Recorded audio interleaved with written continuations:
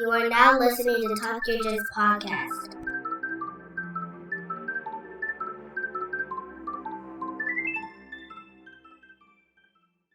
Hello and welcome to the Talk Your Jits podcast. This podcast is, as the name implies, all about Jiu Jitsu. I'm your host, Lamar Smith, and today's guest is a blue belt who trains at Vigilance Martial Arts located in Fairview, Tennessee. Ladies and gentlemen, Bryce Lamb.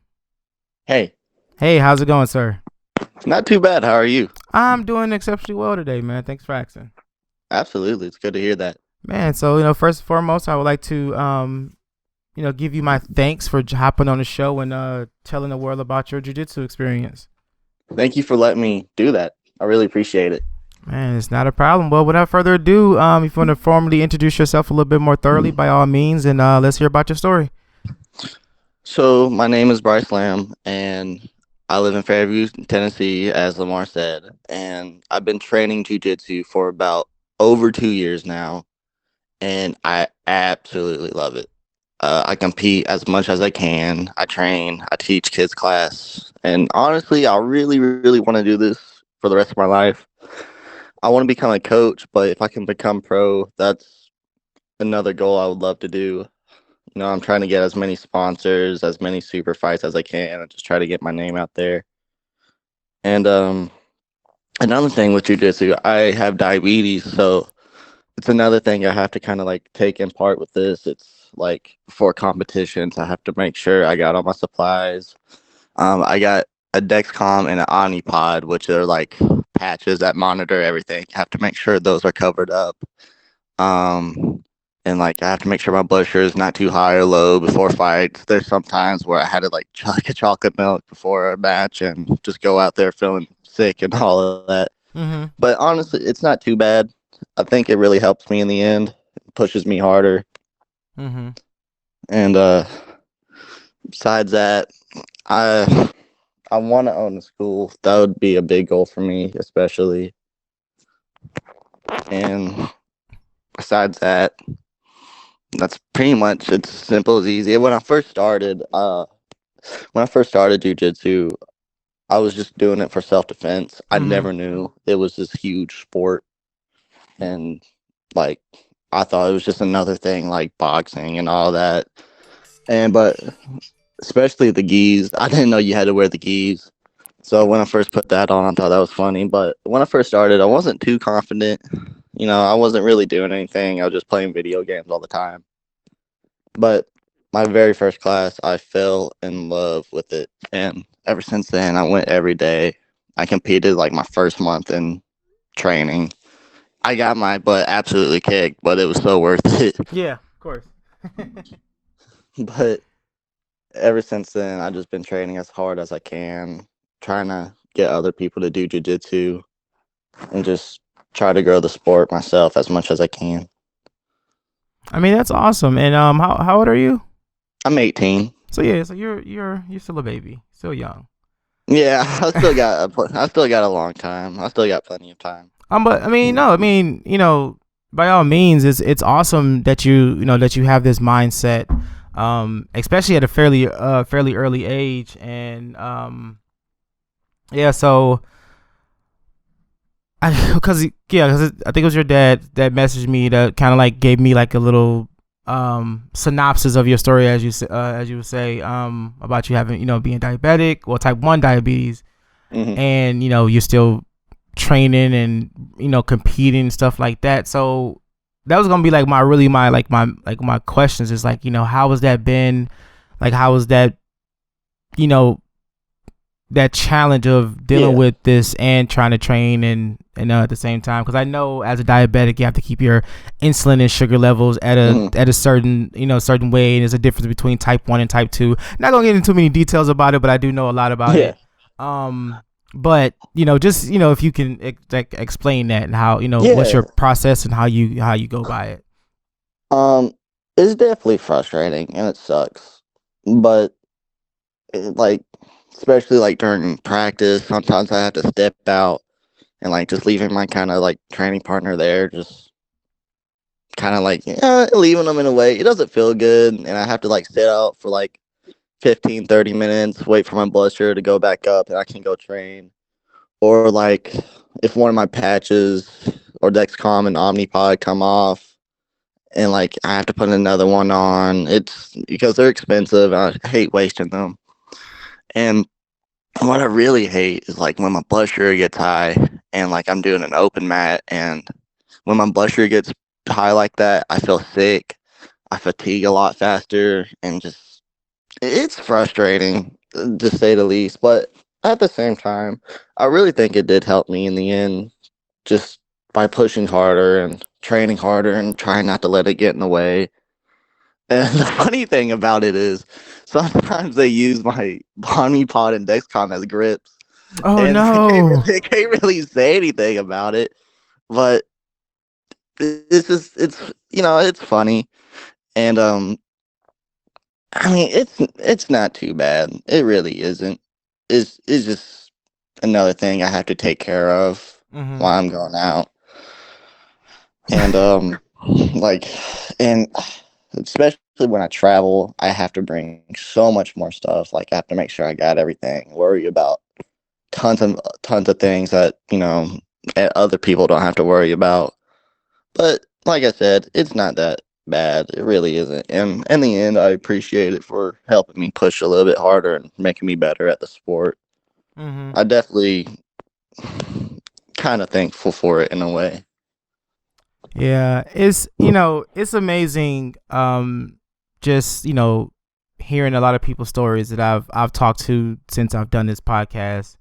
The people who I interviewed that episodes haven't been released yet. The people who just necessarily didn't want to be on the show, but they still want to Mm. like kind of like tell their story. And I'm gonna go back and like compiled all these people and just mention them on the show in any way if it's okay with them. But just hearing about like their, I'm gonna say like disabilities, their handicaps and stuff Hmm. like that, and being a diabetic, it's rough on your body because it's not like something that it just happens. Like you could be fine 2 minutes, in 1 minute, 2 minutes later, you're spiking or it gets crazy. And I've seen it and had experience with it being diabetic myself. Oh. No, I type 2. Oh, okay. Yeah, so it's it was it wasn't bad. It's never been bad. It was, but I've gotten more regulated. So, I'm but sure jujitsu helped a lot with that. oh yeah, man, because yeah, I have noticed like once I started doing jujitsu a whole lot more, I the weight's been coming down. I've been a lot more healthier. Trying to eat more healthier and stuff like that. So it definitely does help like a tremendous amount. But just hearing about people's like like I said, disability, not their disabilities and handicaps and quote unquote crutches that they have, and Mm. it just makes them want to train that much harder. Yeah, I definitely agree with that. It I don't want it to let me. I don't want it to let me. You know, I don't want to train because of this. Because nah, I don't want it to hold me back or anything. It's something that shouldn't hold. It's something that shouldn't hold me back at all. And it's just it's just unfortunate, really. But at the end of the day, everybody has stuff to deal with, and it's not like I'm any different from anybody else. It's just like, dang, I got to deal with it. But I'm still going to go out there and do my best. Oh yeah, but I guess I guess it's just from my view, it just seems like when you're in that type of situation or you're dealing with whatever you're dealing with, that could be, I guess I'll say, a make or break type deal when it comes to training and physical activity. Yeah, like people just go balls to the wall. Like, you know what? I'm just gonna keep doing this until they tell me that I can't do it anymore, and I'm still gonna You're try and right. find a way to do it. There's actually sometimes I've gone to an IBJJF or a Naga, and I almost wasn't able to do it because of my, Dexcom and everything. I'm like, I mean, is it that big of a deal? Like, so that's another thing I've experienced a lot. It's just those unfortunate things. hmm And it's funny, in the middle of the match, it'll rip off. I have to throw it to the side real quick, and the ref will stop the whole match. I know it's funny. It's just funny, but it's little rest break as well. So where is it? So where is it located on your body? I have to put it on my arms because if I put it anywhere else, it's just gonna rip off. And I have these braces I put over. They're like elbow braces, but I just roll them up over it. Mm-hmm. And even then, like sometimes I get so sweaty they just fall right off. So, and I have like these sticky patches I put over it. I try my best to keep them on, but especially on open mat, people go crazy and just I'll start sweating and it just fall right off. But that's rare. It's rare. So But sorry, go ahead. no, Go no, ahead. no, no, no. Go ahead. Go ahead. I was just saying, sometimes I try spots, like especially my stomach. Like I try to put on my stomach, but it just falls right off, and it's I put it on my arm so much, I'm kind of like scared about the scar tissue that builds up, but it's not that bad. It's worth it. It's Mm-hmm. worth it. So so you being 18, you said you started 2 years ago. So obviously you had to have your parents' consent in order to start training. Um, were they against? Well, I want to say I'm probably not against it, but were they kind of like skeptical about the idea because of like your condition? It's like, how are you necessarily going to train if you're, I'm not gonna say sick, but Huh. I don't think they were too concerned about it, as I remember. My Mm-hmm. memory's horrible. Uh, I wanted to start. I wanted to do self defense, and first I was going to do like Krav Maga or something because I've heard stuff about that. But my gym is literally like a mile down the road and all that. But they were supportive. They thought it would be pretty good for me. I've done other sports, not nothing like jujitsu, but I've done other sports, and they never let diabetes kind of bring me down or anything. They're definitely a little bit more protective, which is I have no problem with. I'm thankful for them and all that they do for me. But nah, they were happy I was doing it, and they didn't have any problems with me doing jiu-jitsu with diabetes. My dad does get mad sometimes when I sometimes I don't put a brace on just because I don't remember and it falls off, and he kind of gets pissed at me.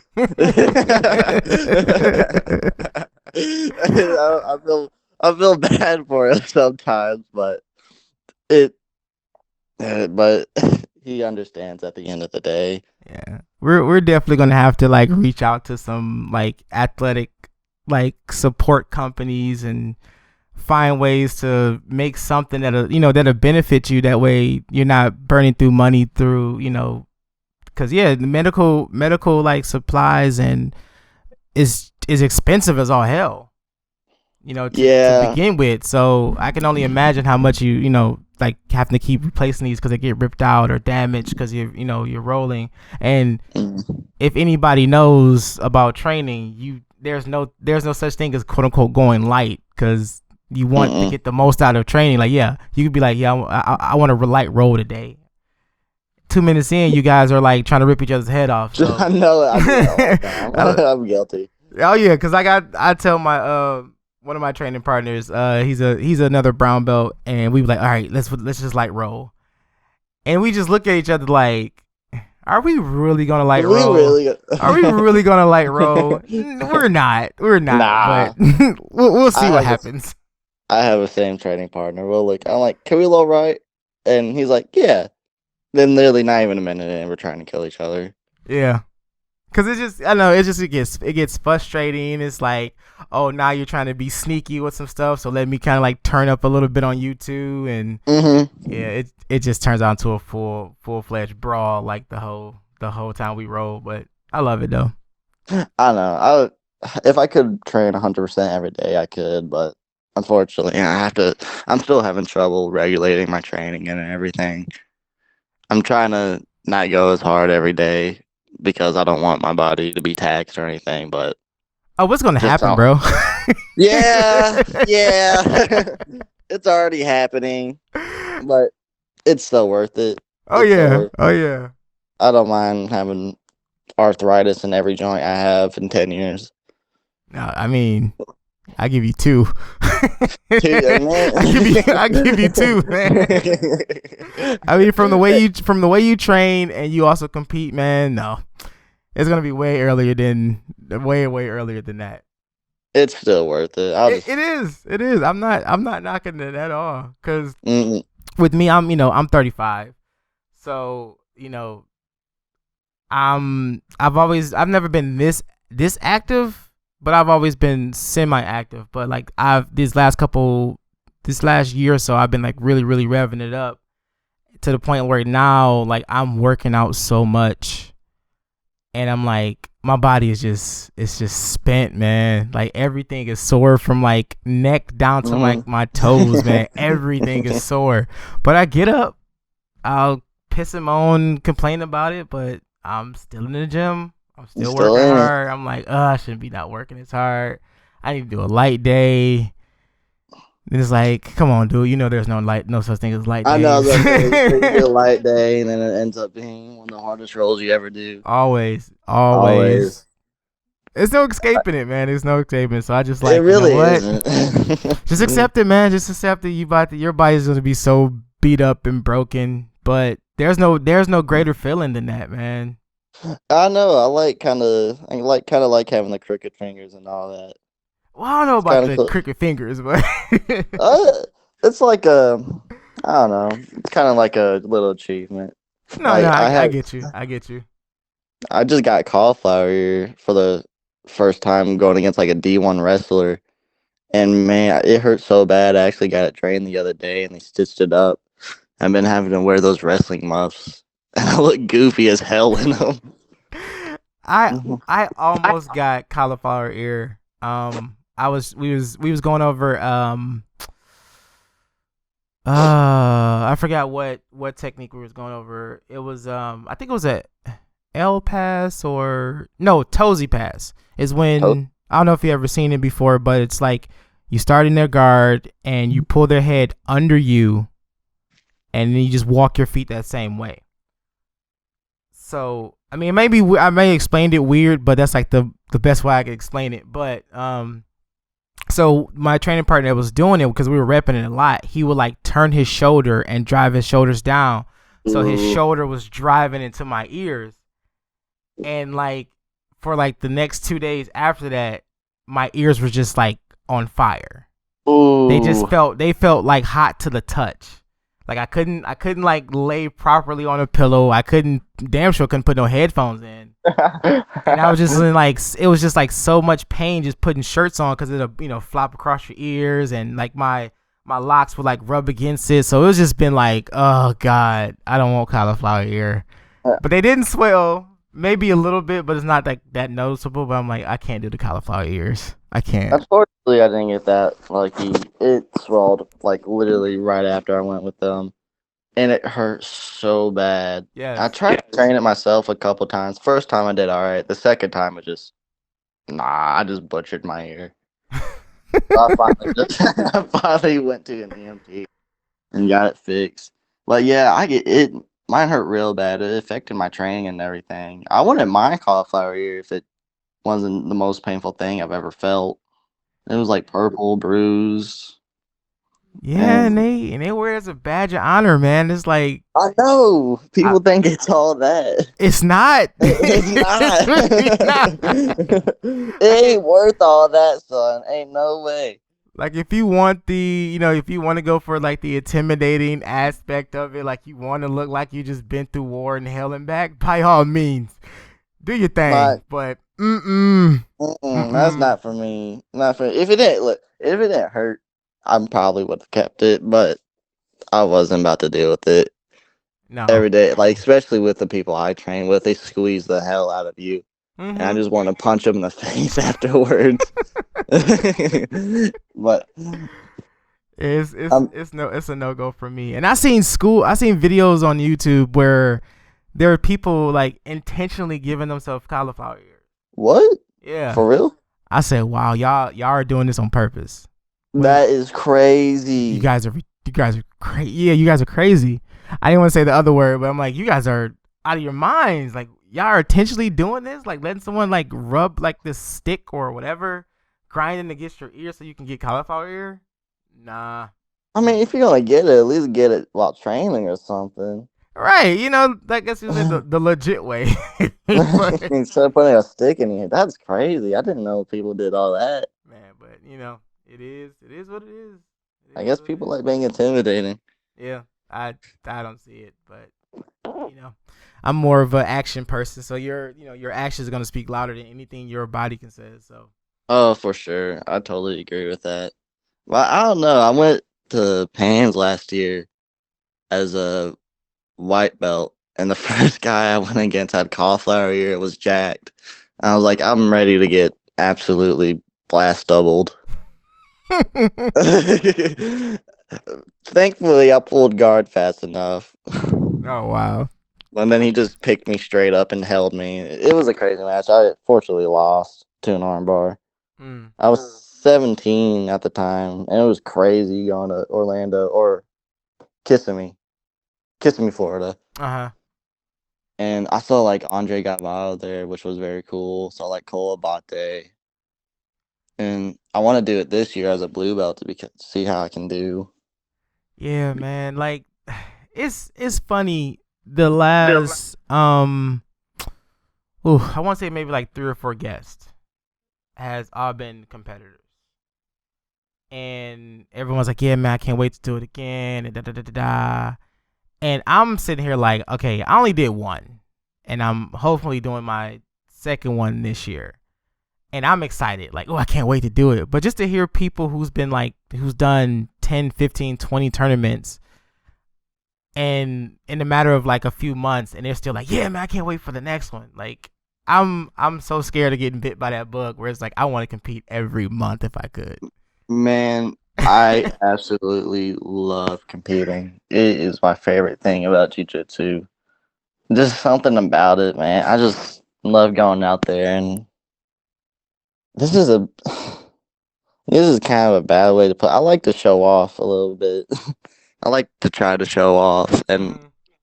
I definitely like the medals. I like collecting the medals and hanging them up on my wall because I never really had any, so it's kind of nice to see my accomplishments and everything.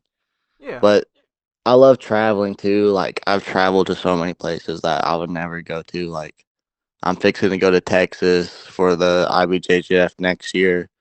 I went to New Orleans for an IBJJF. I went to Atlanta, gone to Florida, and it's just this is a journey is amazing, and I met so many great people on the way as well, and so many friends that I thought I'd never would talk to, Mm-hmm. and just growing as a person myself and seeing all the culture and just that really what drives me to do it more and more. It's just the people, especially.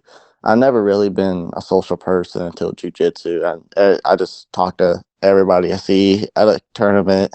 Yeah. Everybody's so interesting, and they tell me these stories. But there are a few strange ones. I was at a AGF not too long ago, and I've gone against this guy twice, and the second time I won both times, but the second time he like actually wanted to fight and he was mad.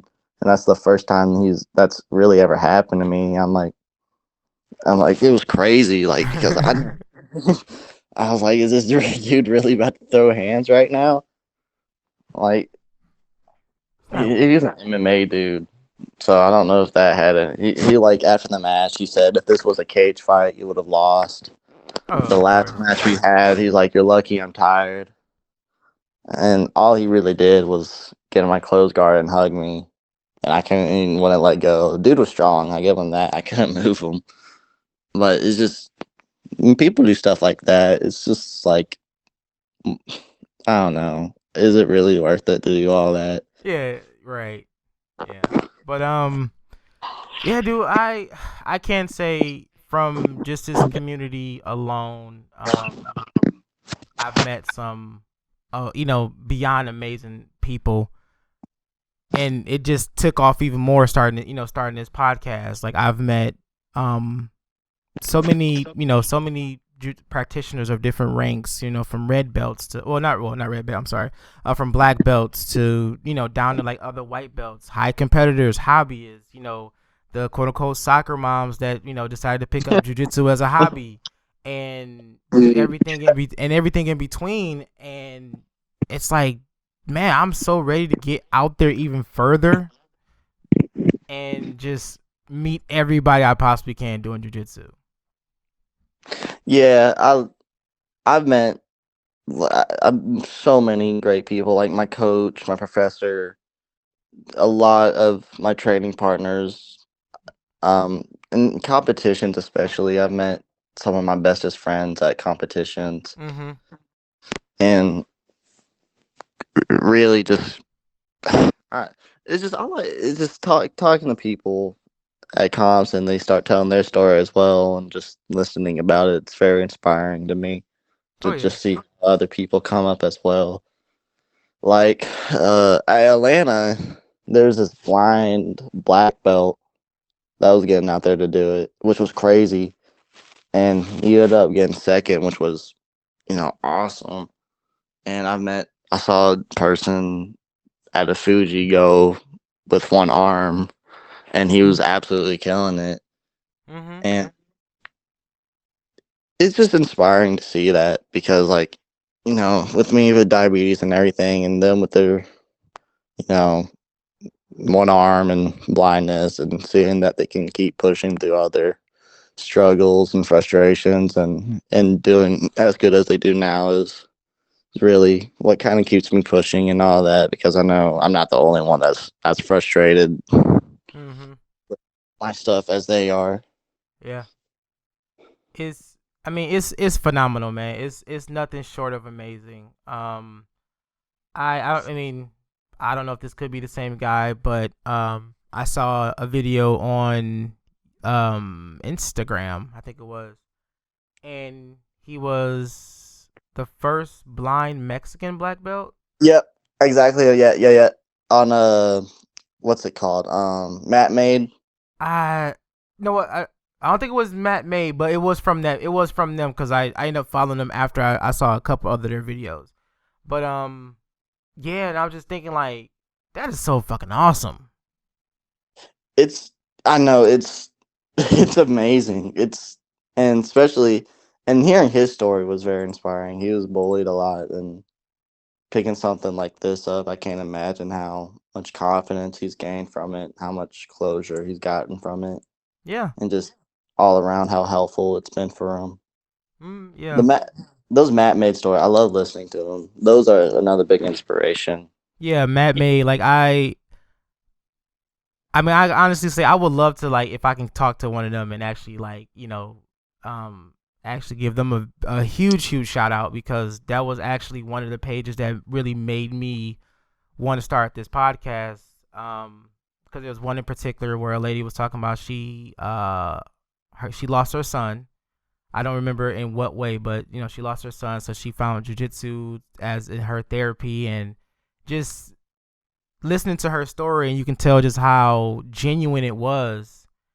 And it's like I was like, damn, man, I would really love to meet people like that and hear their story, and just give them a platform to say, platform to tell how jujitsu has been to them, and how it helped them in everyday life. And I was like, dude, just do a podcast. So If you don't mind me asking, is yeah. that like one of the biggest reasons why you started?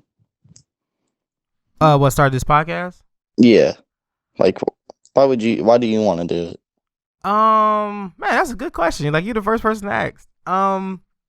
For one, it was just like it was a part of me that I felt was missing in jiu-jitsu. I train every day. I watch videos every day. Me and my training partners and my instructors were passing like, videos and, techniques all day, every day. So it's been in my life like 24/7 for like the past 5 years. But outside of my core people that I train with, these are the only people that I talk jujitsu with. I don't have a lot of outside people that do jujitsu. So, just from our our personal stories, meeting like some of the people from different schools when we go to like when we had or went to seminars, and like just now just like, man, I'm so involved into jiu-jitsu and I just want to talk about it every day all day. So after start joining like different jiu-jitsu groups and just hearing people like, I guess you want to say, their struggle stories, I just be like, man, I just want to reach out and just talk to y'all like just talk to everybody I run into. And then I don't know, maybe like a few months ago I was just talking about like podcasts, like starting a podcast. And I was like, okay, what to talk about for like a week or a month or so. I was just like trying to figure out what the hell to talk about. But then I ran into those videos and it just stuck with me. Like, man, just talk about jiu-jitsu. Just hearing, just being able to, like I say, hear people's stories, have them, give them a platform to tell their stories, and just make it as genuine and organic as possible. That's awesome, dude. That's really cool. Because thank you. And I know you probably should be asking me the questions, but I'm really curious. Why'd you want to start jiu-jitsu? Was it because you want to get healthier and all that, for with diabetes and everything? Yes and no. When I started jiu-jitsu 5 years ago, I was like constantly busy with like with working one or two jobs that would like take up like 90% of my time. So I didn't have much time to do much of anything. I had my first child at the time. So congratulations. Well, thank you. So it was just a lot of stuff going on, man, and I was just trying to find that outlet, because prior to the job I was working, I was training MMA. Really? Maybe did about like a month, or I want to say about a month, give or take. But stuff happened with bills. I had to stop, and I was like, damn, I was falling in love with training because it was, I was feeling good about it. Met one of my best friends. He used to work at a GNC, because he actually the one that got me into jiu-jitsu. So it just kind of like lined up perfectly, man. Like the same week that I decided to start training was that same week I ended up finding another job that had way more open availability on my schedule. So I was able to have the days off that I was, on our Tuesday and Thursday days would be our days we train. So those were the days I would have off. And I just got hooked. It's addicting as all hell, yeah. But I really don't talk about like, being a diabetic. It's kind of a little embarrassing. But it is what it is at this point. I get that. I definitely get that. So it's like, you don't want to tell people like, yeah, I'm diabetic. Like, you know what? But no. But it was just, like a more personal growth. I just wanted to be healthier overall, and I just wanted to find a martial art, because I've always been in love with martial arts, and I just wanted to find one that I can do myself. Honestly, I gotta thank WWE.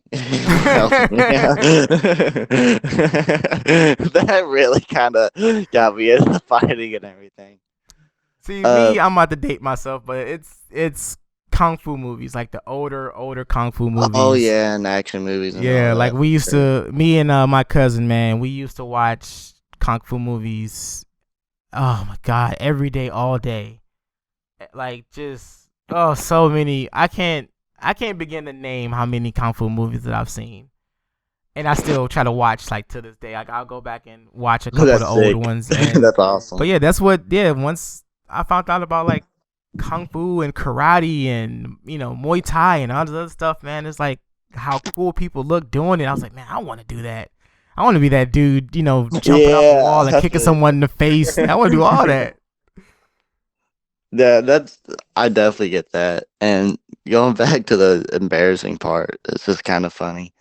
Like my Dexcom, a Dexcom is where I have something on my body and it checks my blood sugar for me, so I don't have to stick my finger. And whenever it's high, it has this alarm. So like we'll be rolling in the middle of the class and the alarm go off and somebody would think it's like the timer and I and I have to tell, oh no, don't worry about that. That's me. And it was me. It was me. Let's keep going. and there's some jokes like there's one friend, like I go to open mat and I'll train for like 2 hours and I'll be good. Then I'll be drilling at class and like 15 minutes in, like blood sugar's down. I gotta go fix it. And he made fun of me of that one day. He's like, you can do 2 hours of drilling or fighting. You'll be just fine. But right when you start drilling, you have to walk off the mat. And it's a little funny in person as he said it, but it's jokes like that. It's I like it. It makes it worthwhile. Yeah, it makes light of a dark situation. Yeah, that's a great way to put it. It's a good way to light up this dark situation. Joking about it, it's honestly just fine with me, and it is embarrassing, but it's just like, what can you do about it? Yeah, what can you do? Just maintain it and just get on the mats and kick ass, right? Yeah, I know you gotta own it for sure. Gotta own it. So so do you know how many tournaments, or do you remember how many tournaments you've done so far? Ooh, man, that's a. I would have around 30. Oh wow. Around 30. I Yeah, that sounds about right. I compete as often as I can. I like tournament if there was a tournament tomorrow, I'll sign up for it and do it. And and I'll try to do every division I can. Like Oh man. when I was a white belt at Fuji, I would go in the blue belt divisions just to get more experience. But I've done a lot. I cannot tell you the amount. Yeah, man. I'm just gonna have to accept the fact that, man, I'm gonna fall in love with competing so damn hard. Do it. I know It's it. so I know do it. it. Cause Grappling Industries, the one they got coming up next month is they have gi and no gi. Mm, So it's like we primarily train in gi, mhm. but I do love rolling no gi. So I try to get at least a good couple rolls in a week doing no gi. And I was like, "Ooh, should I sign up for no gi? Do gi and no gi?" But I'm like, "Ooh, I would be there all day. Yeah, yeah. That would be I there was. all day." I did the ATF. I was literally there for like 8 to 5 o'clock all day long. Yeah. And Yeah. honestly, at the end of the day, that was my last match. I'm like, can we please just kind of hurry this up? I want to go. I want to go home. I want to go. I'm hungry, bro. I haven't eaten since this morning. Oh man, because Do you like? I'm sorry. Go ahead. Go Oops. ahead. I was just gonna ask if you like gi or no gi better. Which one would you prefer? I don't know. Because like I said, I primarily train in gi. I'm in the So same boat. yeah. So it's like when I do get a chance to do no gi, I do roll no gi, and that was one of the reasons why I wanted to do gi and no gi, because this would be my second tournament overall, second time as a gi doing gi, but this would be like the first time doing no gi, and I'm like, okay, I want to do it, but I'm gonna have my family there, and I know they're gonna be tired because it's gonna be it's gonna be an all day thing. Cause Oh it yeah. starts at like, I don't know, like 8-9 in the morning, and that's if they start on time. Yeah, That's if it there's starts on always an time. if. There's always that if. Yeah, there's a lot of what ifs and ifs because it depends on how many people sign up, how many divisions they're doing, if they have to like shrink a division, grow a division, if they have to do a lot of stuff to change stuff around so everybody can get a match in. So it definitely takes a lot out of your day. It is an all day event when it comes to a jiu-jitsu tournament.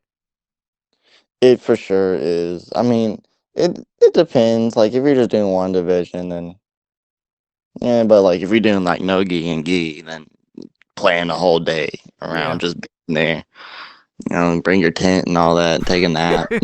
I know, right?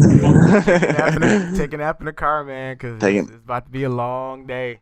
I've done Long that. day. I've done that. And those before competition naps, man, they help you out. Oh They yeah. really. And there's a lot of competitions I've been to that are just like every single one is like they're never the same. Like I've been to some horrible competitions. I didn't even care if I won or not. I just wanted to go home. And there's like some that I wish I could just do it all over again because they were just that good. Yeah. Cause Like, I did tap cancer out. oh, that's a good one. Yeah, they're pretty amazing, and I'm really hoping they come back next year, cause I would definitely do it. Just for the cause, man. I was like, I was gonna give the money regardless of if I raised enough Mm, to compete or not, cause I was like, that's awesome. it is what it is, man. It's not this tournament is not for me. It's for these people who needs it more. So I'm That's just doing awesome. it because I love jujitsu. So it was gonna happen regardless. But I was able to raise enough money to compete for free. But yeah, man, I would love to do it again. You should. You should because I think I've learned a lot more than in competition than I do in class. Mhm. Honestly, because I go look back, and as much as I hate watching myself lose, I go back and watch the videos and just see where I can do better. And see what I could have done different, and you know, how could I prevent my ass being kicked that day? I mean, And at this point in my jujitsu career, man, I'm still that same. I'm still that same way. I would, I would play back a role in my head, and I would just pick it apart, man. I was just like, oh shit, I could have got a sweep there, 20 moves ago, or mhm, like, man, why did I do that, or why did I do this? And I just get so frustrated with myself, where it's like, I just want to go on the mats and just practice. Like, no, I want to drill this part that I kept screwing up. it's fuel to the fire, man. It Oh yeah. really is. I cringe so bad when I watch it, but like it really fuels me just to do even better and fix my mistakes. And that's another thing about competition. You kind of learn who you are and all that, and how far you can push yourself, and Hmm. just really, what type of person you are, or even though maybe you could have done better, but still, like you take, you take it like a good sport, like unlike other people, and just you know go train the next Monday and fix what you do and prepare for the next one. Yeah, it is what it is. It is what it is, It is what it unfortunately. is. But yeah, It is what it it is. is what it is. I know that meme. That's a great But meme. yeah, it's you just have to you have to take it for what it is. I it's something that I was talking to my wife about her starting to do, and I employ everybody to do this that does train, who has started training or whatever. Literally start recording everything you guys do in jujitsu. Hmm. If it's drilling, if it's the rolls, if it's whatever the technique that the instructor is going over. The only way that the only way that anybody's going to get better at jujitsu is just you have to just kind of go balls to the wall and put everything out there. Yeah, especially with the filming part. Yeah. Unfortunately, that's difficult because my phone space is horrible. So I need to get like a camera or something.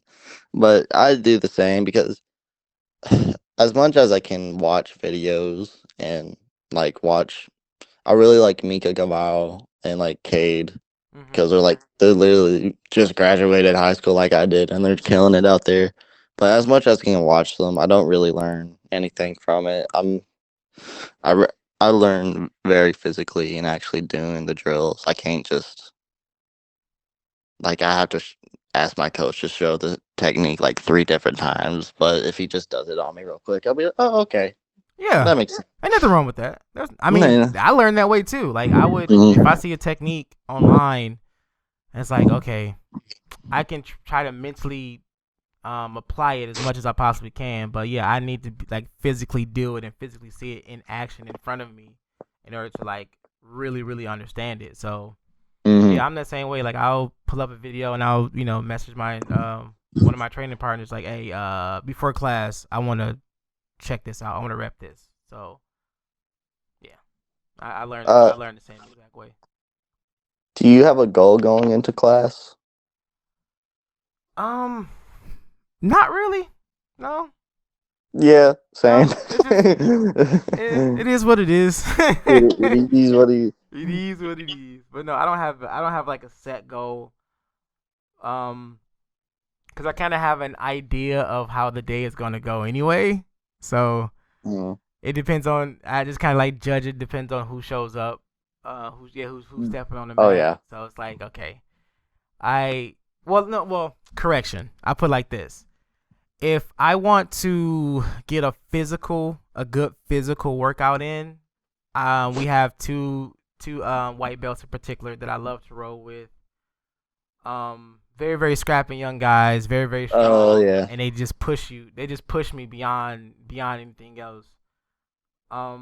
If I have something I want to do a little bit more technical, like just not really necessarily a hard roll, but still get that workout, but work some stuff. Mm. Our one of our blue belts, his name is Ray. Awesome guy. He's very technical, very thorough. So I like work with him on stuff when we can. My training partner Brian, who is another that's the brown belt I was referring to earlier. Very technical, very Mm. smart when it comes to jiu-jitsu. So when we really want to work stuff, that's who I go to. And if I want to like just thoroughly drill a technique, we have this one guy named Scott. Awesome guy. And he's that same way. He's like he don't care what it is. He's like, hey, I'm like, can I arm bar you like 100 times? He's like, yeah, sure. Yeah, go ahead. Yeah, Go go ahead. ahead. No He said, problem. don't do this arm, do the other arm. So yeah, I mean, other than that, no, I don't go into like yeah, I'm gonna try and Delahiva somebody, go for Delahiva this Mm. Tuesday, nah. But kind of just depends on the day, man. Really. Yeah, it really depends, especially with the people there. I can 100% agree with that. Mhm. I try to, I try my best to go with the goal, but I end up just rolling like I'm fighting for my life and going hard and doing whatever. But I always try to do something new. Like I'm working ankle locks. I've been trying to get those down really hard because Mhm. I got a super fight next week and no gi, and unfortunately my no gi isn't as good as my gi is. I like I love arm bars and triangles and gi and overhead from gi. I love the overhead sweeps and overhead transitioning to the arm bar and all that. Mhm. But a no gi, the the submission setups are so much more difficult. Yeah. They're so much more difficult, and so I've been trying to find my game and nogi and try to maybe because it's two different things in my opinion. Like nogi and gi are totally different sports. Oh yeah.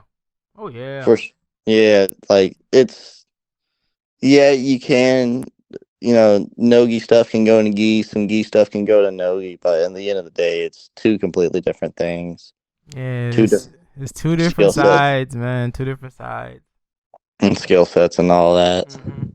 Cause you have to, one big thing when it comes to going gi versus no gi is your grips. Cause you don't have collars, you don't have lapels, Uh-uh. you don't have that type of stuff you can grab on. So you just kind of have to, work. Like grabbing the wrist, grabbing the back of the Mm, arm, grabbing the mm. neck, deviating the spine. There's a lot more to it, but it's a lot. It's a big difference. Big difference. It's a huge, and I know this might be a little off topic, but competition, it just something that came in my mind. Competition is a huge skill set too. Like I feel like training and getting good in jujitsu in the room, like in training and getting good at jiu-jitsu and training at competitions are two completely different things. Yeah. Because like when I first started, like I'm like, oh, it'd be the same, right? And then I go out there and the match felt like it was 30 seconds long and I'm about to throw up because I'm so tired. I'm like, finally, I realized this is something that it's another skill set you have to get good at. Oh yeah. Oh yeah. Cause my our white one of our white belts is he's he's been like on the fence about competing and stuff like that. So he pushes hard every single time, and he just be like so winded. Like we can get a good 3 minute round, and he's like drenched in sweat, and he's just like, he's like about to kill over him, and I'm just sitting there like, you ready to go again? He's like, what the fuck, man? Like, What? Like, what the hell? Like what? What the hell? So like it's like, already? like, yeah, man, come on, come I on. think everybody should compete at least once Yeah, at least because once. At least because once. that's I learned so much from my first competition, like what it really, really is, and it pushes you and all that, and like it's a good way to test yourself, and you always need to test yourself and push yourself. Yeah. And I don't think there's any better way than going out and just doing, a local Fuji, AGF, grappling games, Naga. I don't know if there's like different ones out in Colorado. That's where you are, right? No, I'm in Detroit, Michigan. No, that's right, Detroit, Mexico. I don't know where I got Colorado from, but I don't know if there are any different ones from in Michigan or not. But usually around here, it's grappling games, Naga, AGF, and Fuji's, and but I just think everybody should do at least one. Oh yeah. Just why not? Why not? What the hell, right? What Well, what like what what the what's it hell, gonna right? hurt? Like, I got my dad. I recently got my dad doing jujitsu, and Oh I asked, really? yeah. He's been he watched me just for the whole like first year and a half, and and I can't be any more grateful to my dad. He's really what made me so good, and well, that's a selfish way. It makes me as good as I am now at jujitsu. He really, I couldn't do any of this without him. He's brought me all the way to Kissimmee, Florida for Pans just so I lose my first round. He's took. I know, right? He I know, drove right? he drove 600 miles just to watch me get choked out in 2 He's seconds. only getting my ass beat. Oh and man, that's the so same thing awesome. with New Orleans. He took me all the way to New Orleans for me to lose my first round. But at the end of the day, he, I don't know what it is, man, but he takes me to these places, and he took me to Atlanta, and I actually got second. So there's one that's worth it. But without him, I couldn't do any of this because he pushes me. Like he's the one that found this podcast, and I really want to get my name out there somehow. And thank you for the opportunity for this. Uh, And but I recently got him doing jujitsu after for him watching me for like a year and a half, and I got him to do his first competition, and he's like 5'8", and he went against a dude that was like 6'5" and all that. And he was like, "Well, this is a great start to it," and he did great. He did great. Um, he looked super technical, and he got second in gi, and he did no gi, and he was like me. He got tired after the first couple of matches, and it's just that adrenaline dump after that. oh yeah. I'm gonna have to talk But to him. He didn't tell me he was training. he, I don't know, he's weird about it. Like he's training. He's so good. He's so good. I've been telling him from the start how good he would be if he's trained, because like he's just been watching and watching, and like he's already given like blue belts and like people who are been training way longer than him trouble. And He's crazy good. He really is. But he just wants to do it as a hobby. Yeah. He just wants to just, I guess, grow a bond with me, which I absolutely love. I mean, that's And amazing, dude. That is so amazing to hear. So amazing. it is. I love him so much for everything. But unfortunately his shoulders are absolutely, he has tendonitis. Uh-huh. I could have absolutely butchered that. So unfortunately, he's been having to take some time off, and he's just getting back into it. But I love training with him. It's funny. He like at competitions, he'll and my professor does this too. Shout out to Randall. Like I'll be fighting somebody, and they tell me to do a move, and you're like, "What are you doing, you clown?" They'll roast me in the middle of the match, and my dad will call me like a lightweight, and it's fun. That's cool, man. That's cool. Yeah, he pushes me for sure. Out of everyone, he pushes me the most. Man, shout out to Dad, man. Shout out to Shout out to Dad. Dad for real. Cause like and I think it was a BJJ Fanatics group or one of the groups, and he messaged me quick like, yeah, no, my son trains and this and that. I'm like, oh, okay, cool. He's like, he's only a blue belt though. I'm like, sure, I'll talk to him. But I yeah, know he's always like he's finding me all these opportunities. He always sends me stuff on Instagram, and these all do all these tournaments. Like he's the one that found the super fight for me, which I'm super excited for. This will be my second super fight I've ever done. But he's like, hey, there's an IBJJF and whatever, you want to go? I'm like, hell yeah, let's do it. yeah, Yeah, let's do it. yeah. So he's really the one that's made me grow more than I could ever imagine. Man, that is awesome, and I do wish you the best of luck on your super fight, man. I would I know you're gonna post about it, your dad's gonna post about it, man, but I would love to can't wait to see what you do, man. See what you do out there. I appreciate it, man. I definitely post as much jiu-jitsu stuff to my Instagram as possible. Mm-hmm. I post like every competition I go to and all that. Make sure I just wanna grow as much as I can and get my name out there. Yeah, man, and you're definitely in the right direction to do so, man. And I I do wish for everything great to happen for you in your jiu-jitsu career, man, because you definitely do sound like this is something you want to do for the rest of your life, as we call them lifers. I'm a lifer for Yeah, sure. you're definitely a lifer for sure, man. So yeah, I would definitely we'll definitely talk more. Even if we're not doing the podcast, we'll definitely keep up. But yeah, unless there's any other questions you have for me, if you want to shout out your school and anything else, man, the floor is yours. Yeah.